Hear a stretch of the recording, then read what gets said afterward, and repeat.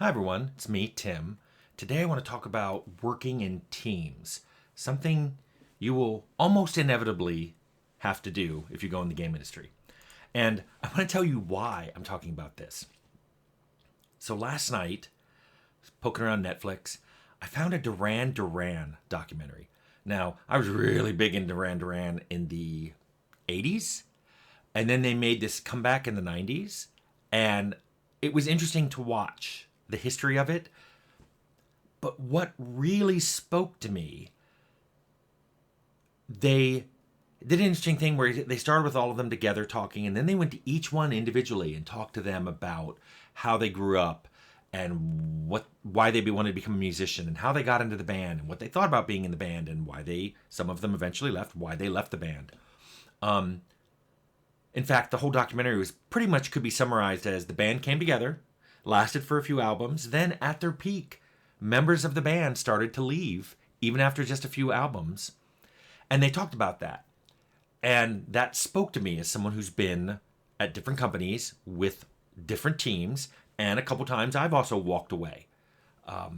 So I wanted to talk about what they mentioned as lessons of working in teams, and then I want to talk about kind of what I took out of both what they said and some of my own experiences. One thing they mentioned, which really resonated, was that everyone in the band kind of came from different places. They were all from Birmingham, but they all had different backgrounds and they kind of were interested in different things. And so what happened is they intersected in Duran Duran. And that was important to me because if you think about it, if you come from different places and you intersect, that's where Duran Duran was. But it made sense for why they broke up later, because they were headed in different directions, and later on they were farther apart. They wanted to do different things. It wasn't that they were all together and in agreement on Duran Duran. It's just later they were doing different things. And what's interesting is even later after that, after some of them knew themselves better, they rejoined and the band kind of got back together because they understood, hey, some of the things that were annoying us and some of the things that we didn't agree on, I now understand my part of causing those issues, but also I now understand what I really want, not just what I think I want. And that's just something that comes with experience. I'm going to say that, I've worked with different teams, and because I walked away with some of them, I can honestly say it's because sometimes this team resonated and sometimes it didn't. They even comment on that many of them said once they left Duran Duran and they worked with different people, they found that really, really energizing.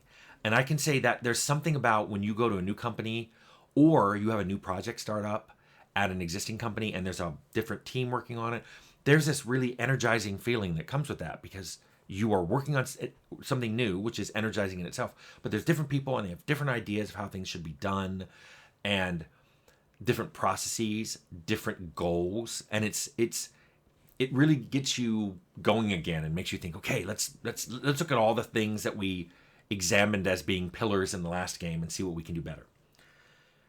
They also said that many of them mentioned that when they were on stage actually doing their thing, playing music, they realized this was the magic of the group. But when they're off stage, that's when things diverged. Some of them wanted to do drugs. Some of them wanted to have lady friends. Some of them wanted to do music of different genres. They described Duran Duran as being alt rock punk. I'm like, But they wanted to do different things. Some of them wanted to do artsy music. Some of them wanted to do a lot more dance kind of driving music.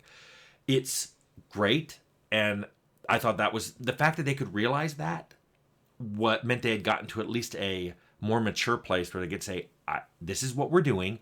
I want to do something else. And I think it's fine. I think it's weird when people are like, no, you agreed to do this and you were locked in forever. That's not a mature way of looking at it. And they even comment how the people above them were worried because they saw, I think they said, they saw a boat of money and it was now going in a different direction away from them. And they didn't want to not be on that boat of money anymore. Trust me, that statement resonated with me. Something I think Simon LeBon talked about this. I think the next two comments both came from him. One thing he said that just made me go, oh yeah, I know what you're talking about. He said the first time Duran Duran made an album that reviewed worse than the previous ones was an awful, awful experience. Because you'd made these albums that people are like, this album's great. Oh my God, this album's even better. Third one was like, I can't believe this album's even better. Then they made an album. It was either their fourth or fifth album. And people were like, And he said it was awful. It was an awful experience because they were unprepared for it. You know it's coming. You're not always going to just keep making better and better stuff. Plus, you want to make different stuff. Plus, your audience gets used to things, and so they have expectations that now you know you're not going to meet. Before they knew what you were doing, they didn't have expectations. Now they have expectations. And he said it was an awful experience, but he said once they got through it, it was kind of freeing on their next albums. They could make stuff, and if people didn't like it as much, it wasn't as bad as the first time they got a lower review. I totally understand that. My games have gone up and down in terms of popularity, sales, critical review, game player review, and none of those correlate with how I feel about the games. And I realized what he was saying was that's okay. It's going to happen. If you make more than one game, that is going to happen. And then finally, the documentary ended with him saying something that made me go, yeah, it's like he was speaking to me. He said, the fact that we're still here after more than 40 years later, that's saying something. And I went, yeah, I've done this for over 40 years and I'm still doing it. Not as much, but that says something. I don't know whether it says things about stubbornness or perseverance or talent. I don't know what it's saying, but it says something. And the documentary ended, and I just sat there for a while and thinking about how this random documentary I just watched about Duran Duran spoke to me in a way that I don't think the people making it expected a game developer to be sitting there going, I totally see that.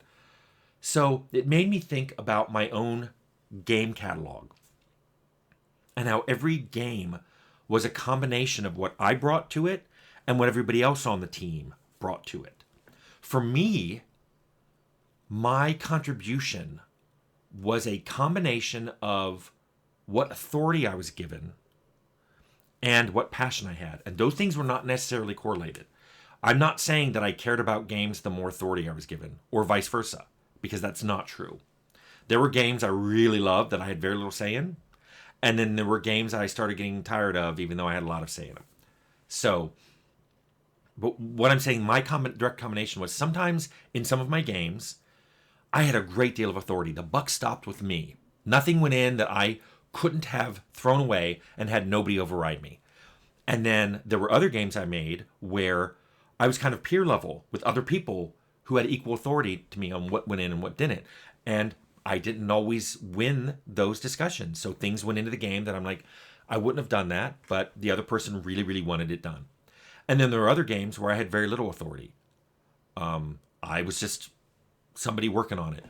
Or, at least in one case, I had authority that was taken from me by someone else peer level, and the person in charge was like, eh. So I'm used to having multiple levels of authority in my game. Like I said, this didn't correlate to my passion. My passion of the game was how much that game was like something I would personally want to make.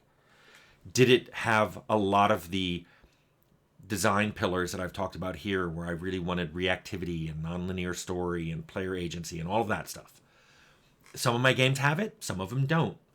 It was a combination of, like I said, what kind of control I had of the game, but also how much I was feeling it. How much I really wanted to try to impose my own passions on this game. Sometimes I wanted to see what the other person wanted, and if there was someone else in charge, I kind of wanted to see what's a game made by this person like. So it wasn't my passions that brought me into work every day. It was my curiosity of, oh, this person's in charge now. I'm really curious how they will make decisions about this. How will they fix things that I never figured out how to fix? That was a big chunk of it right there. Which brings me to the team. When I worked with other people, I found that some of the stuff they brought to the table really affected the game. Some of it was how much they agreed on the direction the game was going. either at the beginning when we were trying to get consensus on the design pillars, or if it was somebody who came in halfway through and how much they agreed in the direction the game was already going, and sometimes how much they even understood the direction the game was going. Because sometimes I worked with people who they joined the team and it was like they had always been there. They were immediately suggesting things that were perfect, that fit the world perfectly, that fit with lore, fit with our design pillars, our goals perfectly. And I worked with other people who every step of the way, they seem to be trying to make a different game. And sometimes I love their ideas and I tell them, that's a great idea. It just doesn't belong in this game. Sometimes I'd be like, I don't even like that idea. And it's certainly not going in this game, but one day you be you, you make that game with that idea and let's see if it works. So there was that agreement on direction, that focus. But there was also, you have a big team. They all bring different talents and strengths to the table. And I found that my games often were the result of what the whole team could do.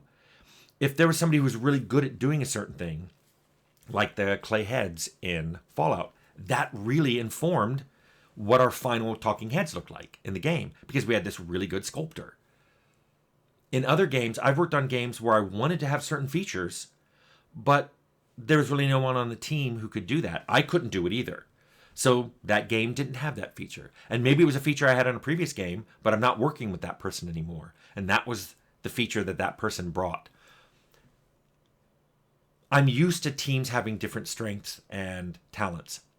What's difficult is when your own team isn't self-aware about their own strengths and talents. When they're trying to do things that they're not good at doing. When they're trying to do things that they think will end up well. They think what they're in now is just a rough stage, but they'll get through it.